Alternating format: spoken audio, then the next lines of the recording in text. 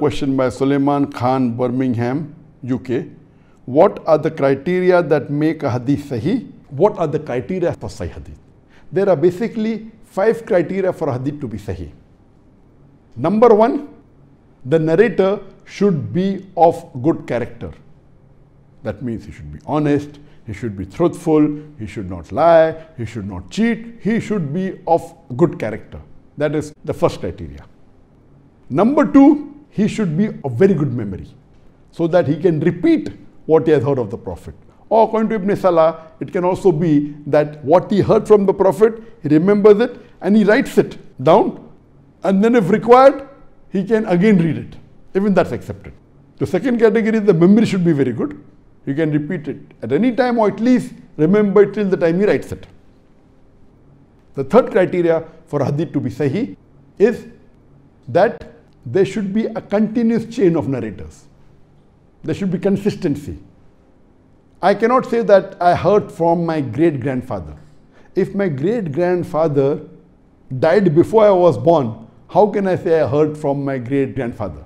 So there should be a continuous chain of narrators. All the narrators should have met each other and personally heard from them.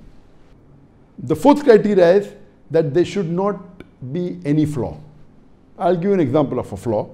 That 2 contemporary narrators who lived at the same time, if one chain of narrators says that narrator A heard from narrator B, and according to the Rijal, the history, we know that these 2 narrators, though they lived at the same time, but they never met. So how can narrator A heard the hadith from narrator B when they did not meet? So this is a flaw. So there should not be any flaw. And the 5th criteria for hadith to be sahih is that it should not contradict with any other sound hadith. Any other hadith which is sound, which is sahih, if it contradicts, then it is wrong. So it should not contradict with any other sound hadith, any other sahih hadith or hasan hadith. So there are basically 5 criteria for hadith to be sahih. Number 1, the narrator should be of a good character. Number 2, of good memory. Number 3, there should be continuity in the chain of narrator. The sanad should be there. Number 4, there should not be irregularities or flaws. Number 5, it should not contradict any other sound hadith. If all these 5 criteria are met, it is called a sahih hadith.